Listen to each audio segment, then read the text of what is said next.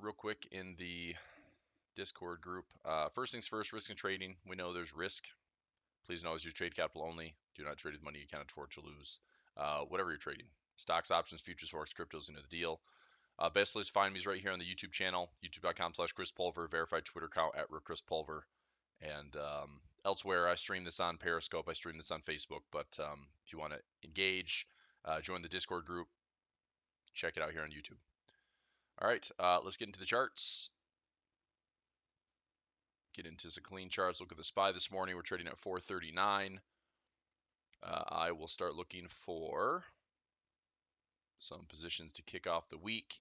I ended up taking a trade on Friday near the end of the day. Closed up one of my butterfly spreads, and Friday was kind of a late push in the afternoon. Ended up finishing close to the highs at 439, 440. Here we are opening at 438 and change. Big news this week.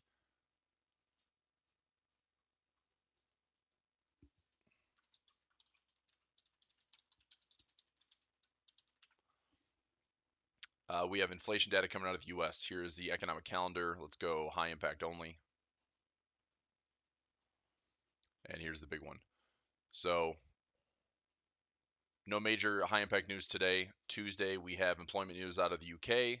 We have CPI data out of the US, which I noticed the print is expected to be 3.3. The last print was 3.7.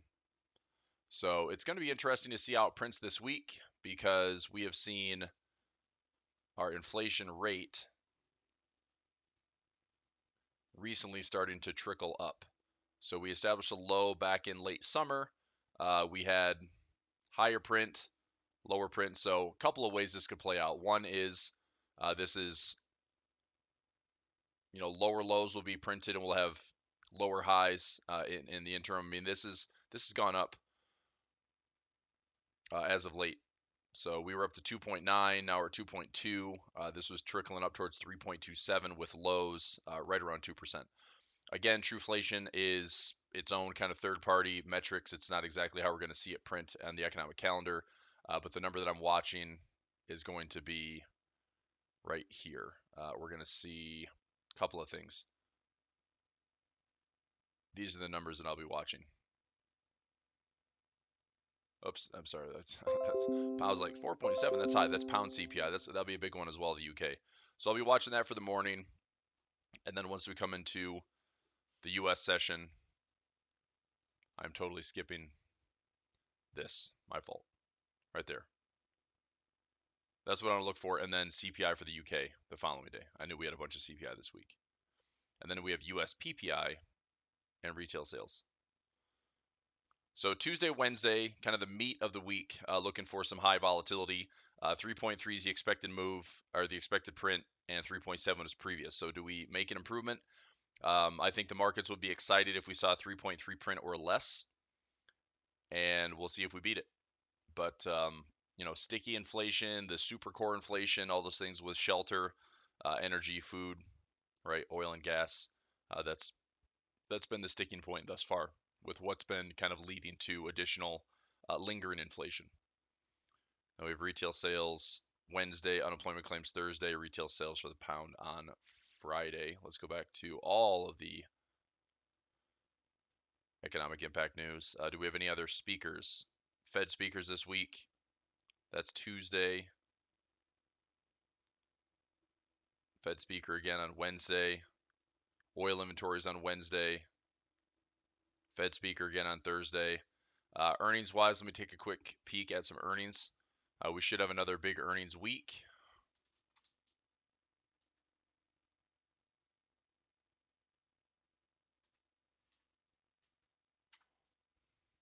Let's find out.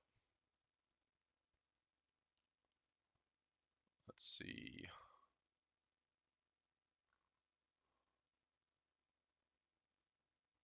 We have not as big. We have a bunch of notables though. 403 companies reporting earnings this week.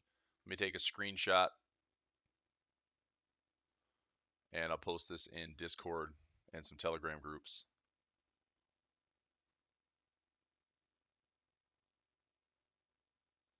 All right, let's find some notables here. All right.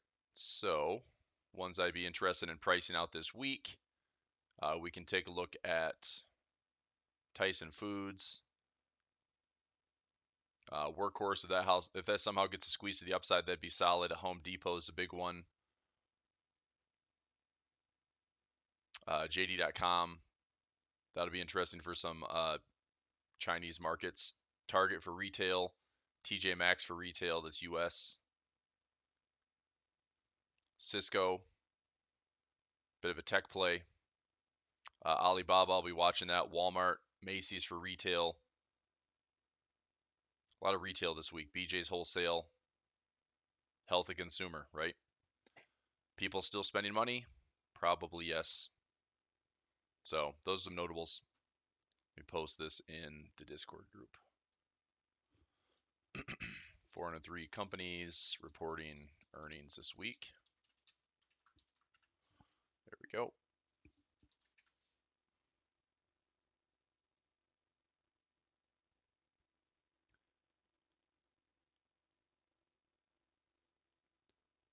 Okay, and Angela, Everett, Jacob, Willard, David, Chris, Mark, good morning, and Don, Ian, Gary, good morning. Nice to see everybody. FK, good morning.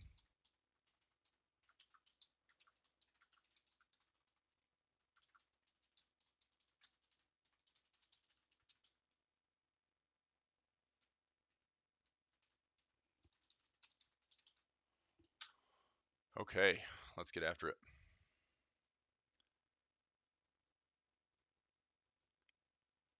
So I said this last week on Friday. With news this week, the expected weekly candle, I think, is still above $12 on the SPY. Expected move on the weekly is around, let this load up for a second. Looking at it down here. 11.75. So last week's quiet move, having like a $5 or $6 candle for the week, quieted this down a little bit. It was at 12.30, I think, to start out. Now it's 11.75. So even if we still had a $10 to $11 move, $12 move would be great. We're at 11.75. Now that being said, starting right here at 438, almost 439, does that mean we can push up towards 450, or do we push down towards 427? That's our 11 to $12 window. So we could also have nothing. I mean, we might be expecting high volatility and maybe we don't get it. I mean, earnings is a little light as far as quantity. 400 companies is a lot different than the last 2 weeks having over 1,000 companies. But generally, I mean, the Qs have been outperforming yet again. Right? It's just like I feel like the biggest pockets are going to safe value tech, going into Apple, going into Amazon, going into Microsoft, going into Google. Whether those are pushing with higher highs or not, I mean, it's probably the safer plays as far as buy and hold goes. But it is the house of cards. If those start to crumble a little bit, it'll bring everything with it just because it's so market cap weighted. I was interested last week. I took a trade. I don't know if it was Monday or Friday, but I took a trade on the IWM. I have a December 175 long call. I paid $2, and I've already calculated it should be, if we get back up to the highs at 175 and change, that long call should be trading for about $4 or better. I'll have a little bit more delta in it, have a little bit more premium to it, especially if it happens prior to the 29th. But I'm looking to see if I can get some profit. If there is a broader market rally, that's really the question for the rest of the year. Is the broad market going to rally, or will it remain, 10 stocks or 8 stocks, right? Your Mag 7 and RMSA, is that what's going to keep the markets up and get dragged down by the Russell 2000, get dragged down by small caps, dragged down by underperformance in the other, 490 stocks in the S&P? But if we have a broad market rally like we had, it would have been, well, actually, this is a weekly candle, so it would have been 2 weeks ago. That big FOMC week, that broad market rally where everything was up. If there's any follow through and momentum to that, then I think the IWM does okay. But still, the outperformance, the Nasdaq versus the IWM is at like historical separators. Like this is, down quite a bit, and the Nasdaq is up quite a bit. So we're gonna see if there's something left in the broad market. Okay. Bitcoin is hanging up there above 37. Now it's at 36.7. Still looking to see if we have a pullback with some volatility this week. If we do, I'd like to see a buy. I'd like to buy some more at 32 or 31. We could pull back all the way into this area here, but I'd say as long as Bitcoin is a bounce somewhere between 32 and 28, I think 30K is a big number. 32K is that big resistance. So I would like to see a little bit of a pullback. Go back to the daily time frame and see if we have, we definitely have some overbought conditions. Here's BTC right here.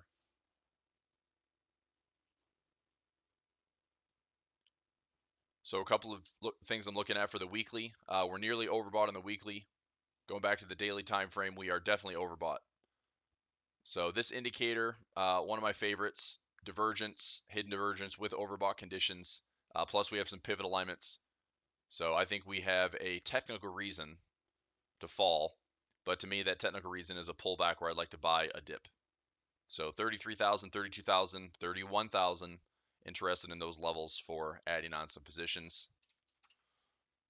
Ethereum, big push to the upside. Let's go to the last weekly candle. It's been on a rip the last 1, 2, 3, 4 weeks. Basically from 1500 all the way back up to 22. That's a huge move in just the last month. So that's up 40% in the last month. Not too shabby. Again, if we can we break above this level. I think this is the equivalent. If you're an Ethereum watcher, there's a pocket up here all the way towards 2500. There's past support that if we can break above that, which is right around 2171, we break above this. I mean, I'm pretty interested in this, breaking into some open space and going higher. The next big level would be all the way up here at 3600. So we could see some open space on Ethereum. I do wonder if that's going to outperform Bitcoin at the time, or if this is just a broader market cap Coinbase rally, coin crypto rally. If it's led by the big market cap ones. So your Bitcoin, Ethereum are your big market cap weights. Most of the crypto market involves those two. So looking at some potential symmetry to new highs towards like 6,300. And right now we're trading at 2,000. So again, upside, pretty solid. Bitcoin, same thing. We get to 100K, that's, just under 3x right now. So some interesting stuff developing in crypto. Dollar index, let's take a look at that. Dollar index at 105.92. The level I keep talking about and have been for the last month has been 105.50. Again, US data, CPI, PPI, good or bad for the dollar, we'll find out. If we have another, it shouldn't be this month, we already did it, but a 30-year bond auction. Anything short-term bond auction, anything stopgap funding for the U.S., anything printing more money, anything lifting the debt ceiling, arguably should weaken the dollar a little bit. So I think as long as we stay below this 107 handle, I would like to see if price can just pull back a little bit and then start to break lower. We start to break lower on the dollar index, that's a good sign for the broader market. Stocks up, crypto up, commodities up, things like that. So this week's inflation points will be pretty interesting to watch and see where the dollar ultimately closes on some daily time frames and a weekly candle by the end of the week. So again, that number 105.50. We close below 105.50.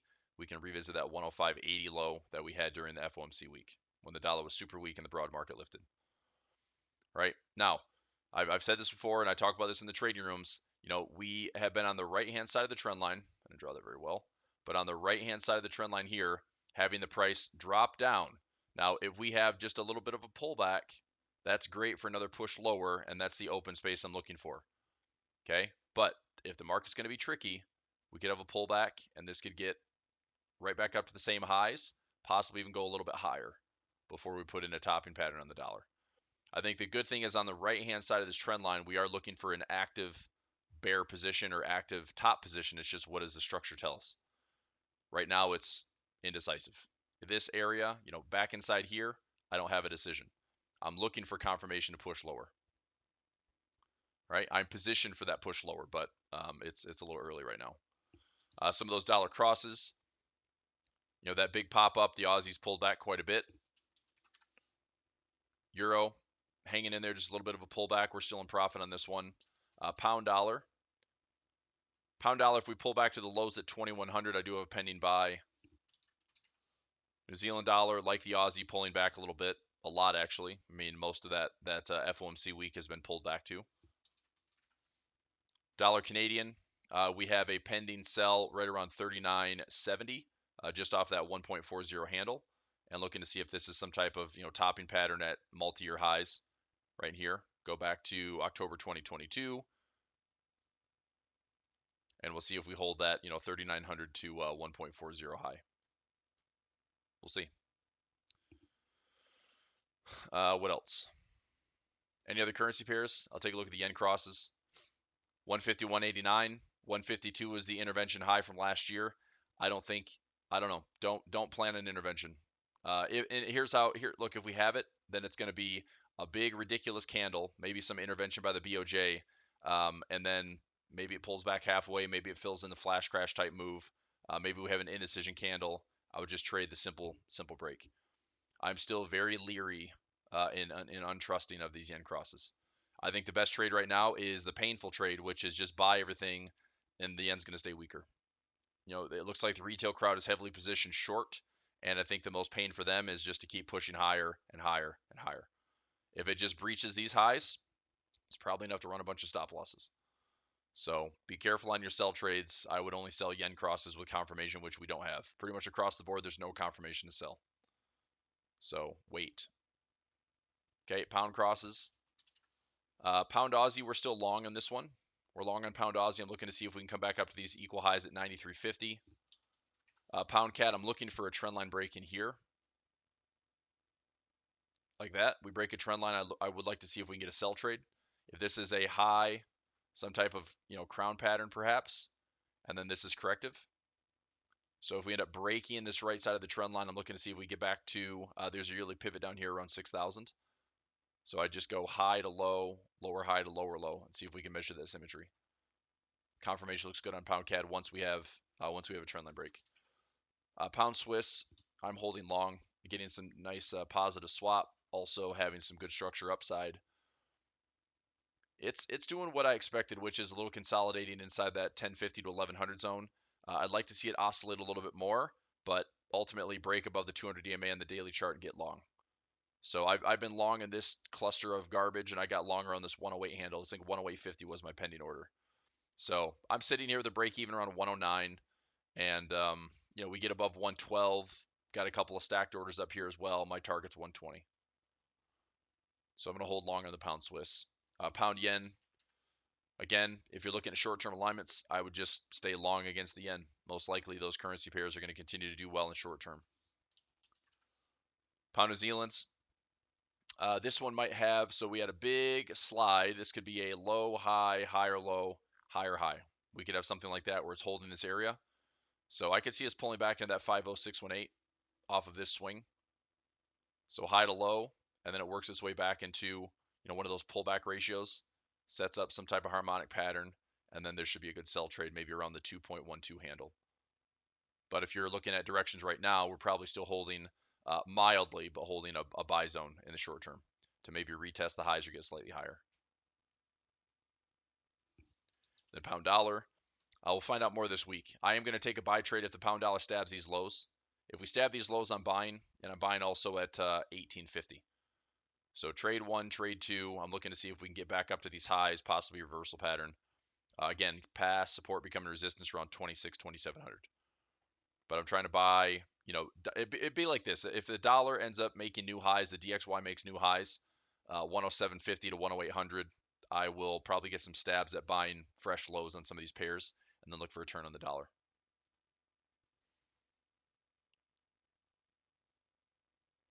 Okay, institutes that took it up only to start unwinding. Yeah, but I mean, we've got to see price action confirm that. We're nowhere near that. I mean, what about this chart looks confirming by the bears? Nothing. I get that you can look left and find out that we're at the same high as last year. Like I said, don't be surprised if we come up here and poke the highs and then start to see some unwinding. It's going to be painful when traders get stopped out above here, but then it turns and it goes that way. I mean, this makes sense, but guess where that confirmation is? On the right-hand side of the trend line. We don't have it yet, so I'm not taking any forced trades. I'm not calling tops on JPY pairs. I'm not scaling into JPY pairs. I'm not pivot trading on JPY pairs. I'm just waiting for a trend line break. Very simple stuff. Okay. All right. I took this trade last week. It was a SPY and IW. I think it did IWM and SPY. I'm gonna take a look at the Qs. Qs actually delivered some good profit last week. Let's see here. Delta Trader. Yep. So I did an IWM and SPY, a 445 by 436. And then the IWM I did a 172.50 by 166. So this is done. Let's go back to this chart here. So I might look at a butterfly spread in this area, a butterfly spread in this area, and then maybe a couple in here. So maybe take 4 trades, but as long as I get a, 6-to-1 or better, butterflies pay for themselves. Obviously, I'm looking higher than that. If I can get like an 8-to-1, 10-to-1, I'll take those trades as well.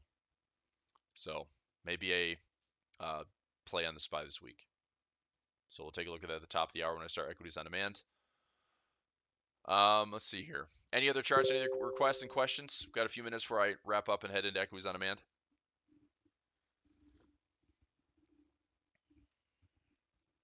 I did post a question in my Discord group.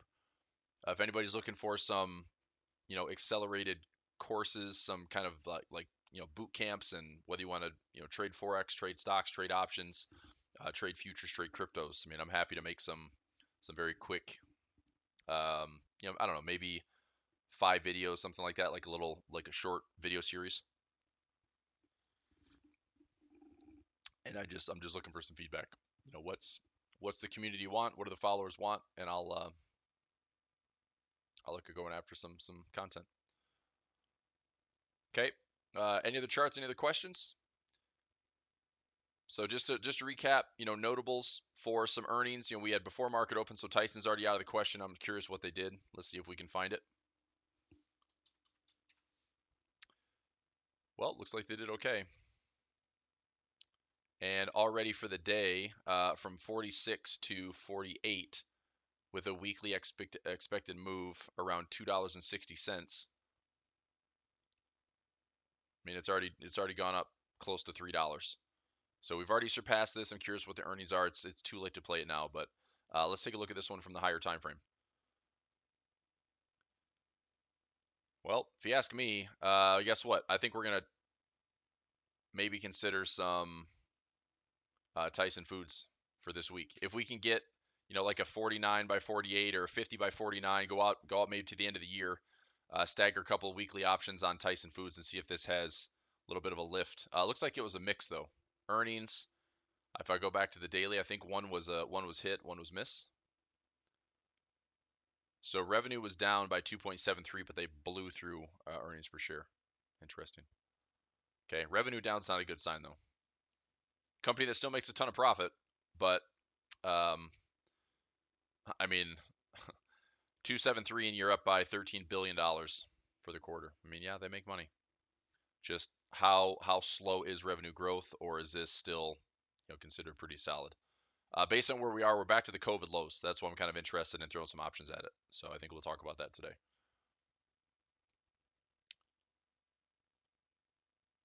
Ian says I started going through the class. You did okay, good. Ian, your feedback's welcome. Like, leave me some comments. What class was it, by the way? Bull flag, UNTC, bull flag, and JBL. UNTC. Is this it? Unit Corp? Bull flag on what time frame?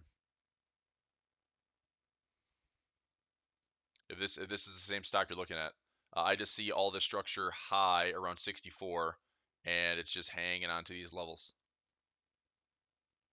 Oh, I gotcha. Is that your 101, like trading 101? Good.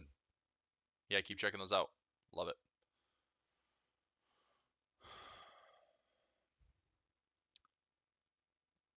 So what do we have here? Utilities and gas. Okay. We might look at some coal positioning this week as well. I think uranium and coal are the two commodities I'd like to be long in for the next, 3 to 6 to 12 months. Oil, oil prices, gold and silver, stuff like that. We might see a move on them this week. Oil, coming a little bit. I said it's well supported off of 75. 80 is kind of the big number. We need to stay above 80 bucks. I think if you're going to return to be a bull on the buy side in oil, then we've got to break this trend line and get back above $80. Otherwise, this was all the recession talk and all the indecision. I could see us settling back into that same area, and then we just have like I've said this for months now, like we could just have a range trade on oil. Lows around 65, highs around 90, 95, and oil just kind of exists in that supply and demand zone.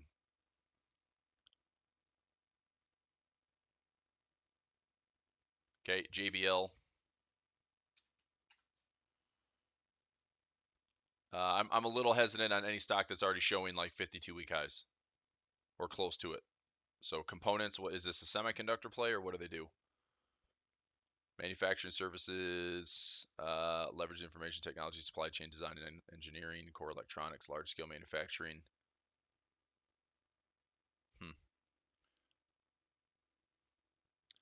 Interesting. I mean, good for them.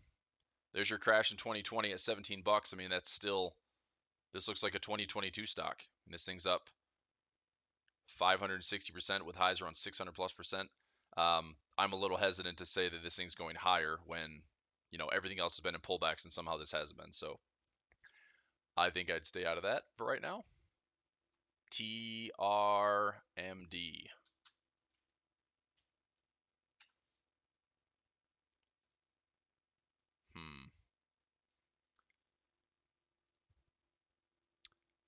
That's concerning with previous price action. Probably a range trade for right now. So you're right in the middle. I don't know if it's possible to do, sell and buy, get paid if price goes nowhere. That's always a good play. It's higher risk, but probability is we're not going to breach the highs or the lows. But if we, get to the highs or get to the lows, I'd look directionally just more of a range trade. If this is it, TRMD.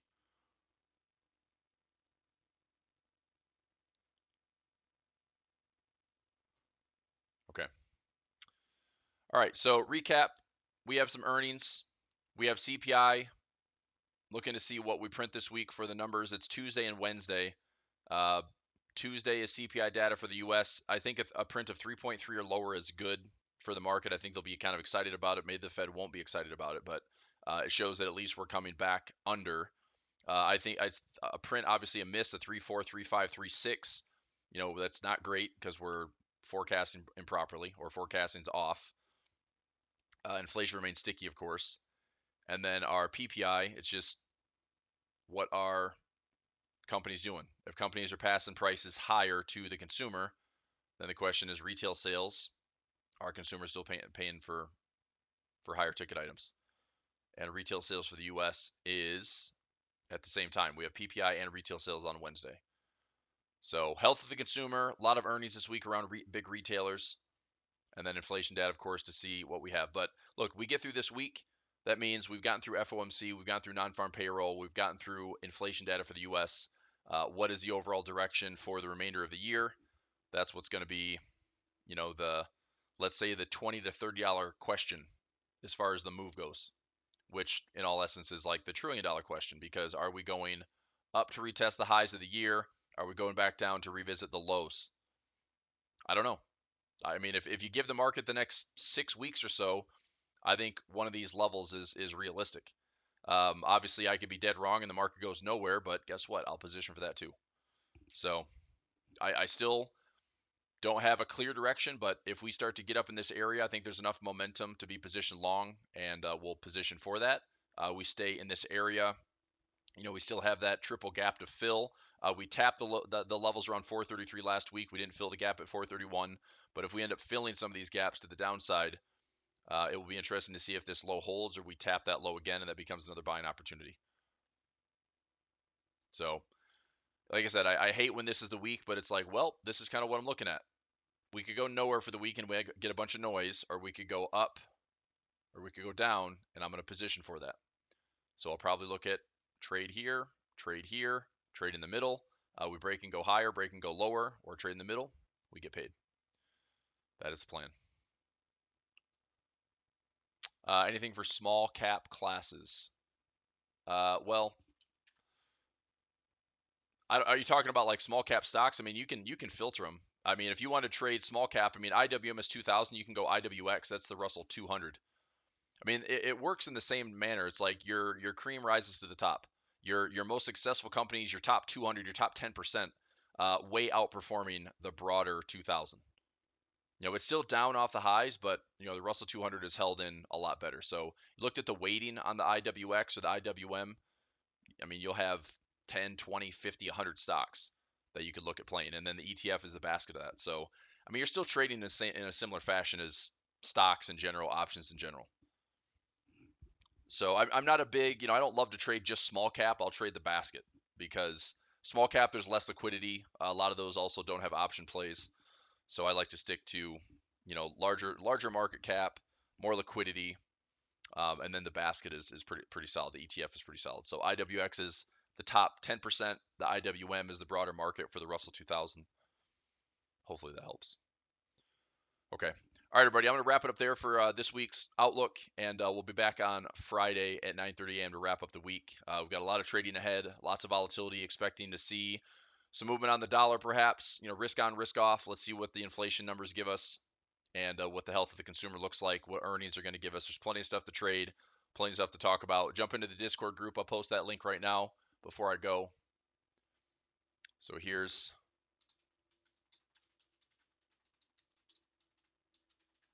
Discord's free to join. Before you bounce, would you hit the thumbs up button for me? We had about 40 people watching. Like to see about 35 to 40 likes and thumbs up would be great. Have the algorithm put a big smile on its face. All right, and all the traders in the rooms, flex trading, Tuesday, Wednesday, Thursday, equities on demand, Monday through Friday. I've got some extra classes this week, momentum breakout, Delta Trader, a couple of other classes. Final week before holiday break, Thursday, the 23rd. So we'll get through this week and start looking for holiday stuff. We're probably going to wind down some of the volatility, look for some easy trades, maybe some more time and duration. We're not getting as tight with our windows. So I think once we get into holiday trading, I'd say through Thanksgiving week into the end of the year, if we have a clear direction to play, I'm just going to start staggering. I'm going to stagger some calls, I'm going to stagger some puts, and see what the market wants to give us. Okay.